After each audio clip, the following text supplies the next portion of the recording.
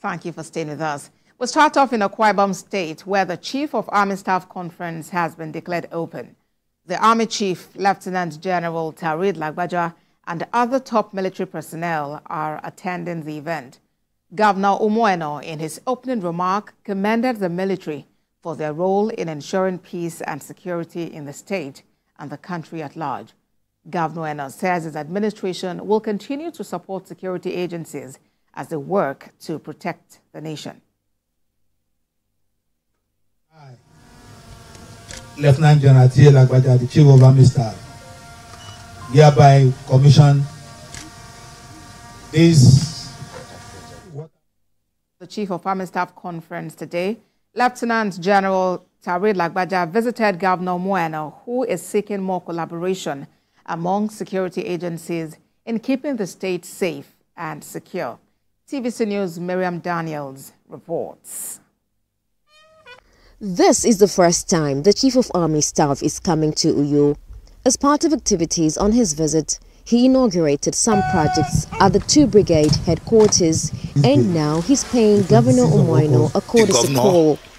The governor, while commending the Nigerian Army and other sister agencies for their support in ensuring the safety and security of residents, seeks stronger collaborations to establish more formations across the state.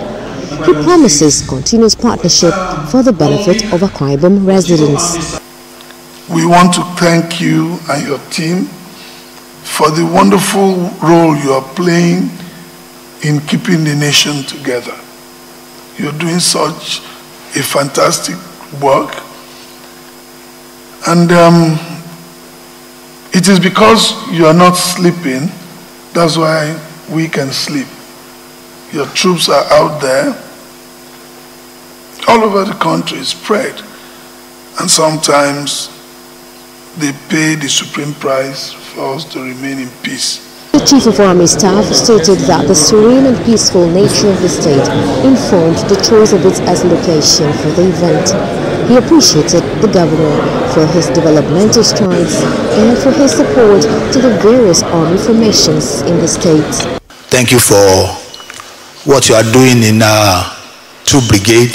I drove through Mbioporo Barracks this afternoon, and I must confess that I was highly impressed by the strong support of the Akwa Ibom State to ensure that the infrastructure and other support that is needed to make life worthwhile for our troops and their family that live in that cantonment are coming on stream. Thank you very much, Your Excellency.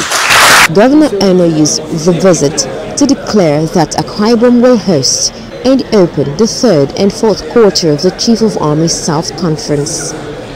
During the week-long event, the governor has promised to host his guests and ensure they savor the hospitality of the state amidst other beautiful memories. Miriam Daniels, TVC News, Uyo, Akwa Ibom State. With security, Commander of the Joint Task Force Operation Delta Safe, Rear Admiral John Okeke, has restated the commitment of the command to ending crude oil theft in the Niger Delta. He was speaking during the parade of a suspect printing fake documents for illegal oil transactions at the command headquarters in Yenagoa. Joseph Kunde has details. These unbelievable number of illegal documents with fake stamps were recovered from a Port Harcourt-based suspect trailed and apprehended by men of the Joint Task Force Operation Delta Safe. He prints the fake receipts used by criminal syndicates to bypass security and indulge in illegal crude oil transactions.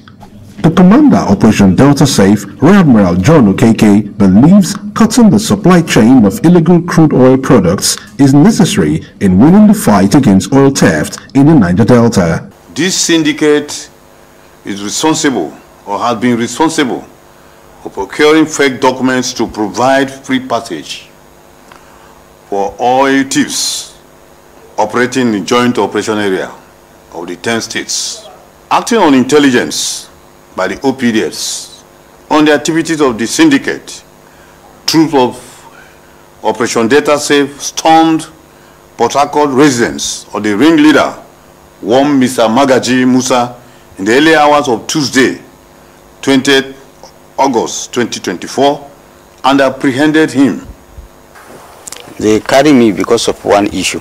They say somebody write waybill for somebody. They come check all these things. The waybill not there. The commander also plays host to the Bayelsa Youth Collation, where issues surrounding community-based engagement and sensitization are discussed to further discourage oil bunkering in the state. We actually came to discuss matters concerning the oil thefts, so our youth can desist, so the production of the oil can increase in Bayelsa State, and once it increases, so our revenue allocation for the state. Community engagement, just like we've promised, we'll go back to our various points and try and see how we could put an end to this. It's not just only pipeline vacillation, you know, everything that has to do with restiveness, everything that has to do with security. Meanwhile, the OPDS says it will continue to fight the scourge of oil theft in order to prevent further harm to the environment and the economy of Nigeria. Joseph Kunde, TVC News, Yenagoa. Let's turn attention to the weather situation as the Nigerian Meteorological Agency has issued a warning alert to 6 northern states to prepare for severe thunderstorms with strong winds and heavy rainfall. The agency statement identifies the states as Kano, Katsina, Sokoto, Kebbi, Northern Kaduna, and Zamfara states. NIMET says residents in these areas are advised to take necessary precautions and prepare for potentially challenging weather conditions. Airline operators are also advised to get updated weather reports and forecasts to plan their operations effectively. Elsewhere, Jigawa, Adamawa, and Taraba are actually among the worst hit states by recent flood in the northeast, with at least 40 persons killed. But away from that, Governor of Adamawa State, Ahmadu Fintiri, has visited Shua and Kirichinga in Madagali local government to commiserate with victims of flood that affected 11 communities, displacing about 14,000 persons. Senior reporter Olabi Adenusi filed in the story. The residents of Krishinga, Duhu, Maiwandu, Jahili, Kokohu, Lumadu, Zahu, Pelum, Kwambula, Shirwaye and Shua farming communities in Madagali local government are still in shock over the devastation caused by flood waters.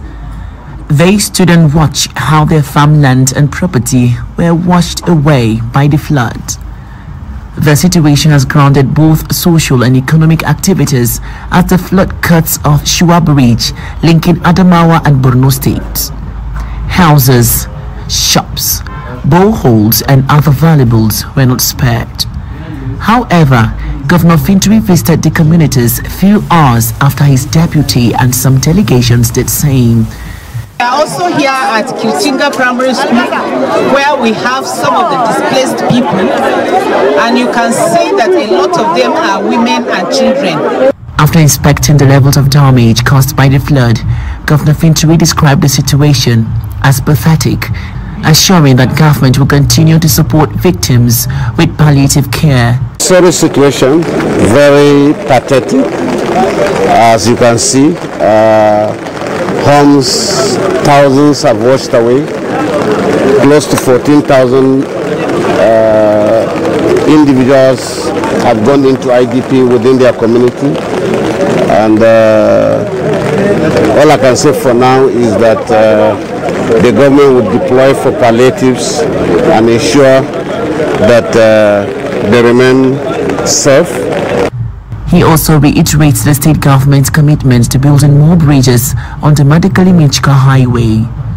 The executive chairman, Madagali Local Government Council, Simon Shashi, says the state government has deployed relief materials to the victims. We just have to thank His Excellency, the People's Governor, he has sent a lot of relief materials. The head of operations, Yola Office of the National Emergency Management Agency, says 6 persons lost their lives while 10 sustained injuries. The victims of Madagali flood are desperately crying for help to put back their lives together. Now, to provide relief to these states affected by flood, the Minister of Finance and Coordinating Minister of the Economy, Wale Edun, has announced that the federal government will provide a 3 billion naira flood relief fund to the state. Mr. Edun made this known during a courtesy visit to the Governor of Kebbi State, Nasir Idris. Also present at the Government House was the Minister of Budget and Economic Planning, Atiku Bagudu, who mentioned that the federal government plans to invest in critical infrastructure to mitigate the impact of flooding in the country.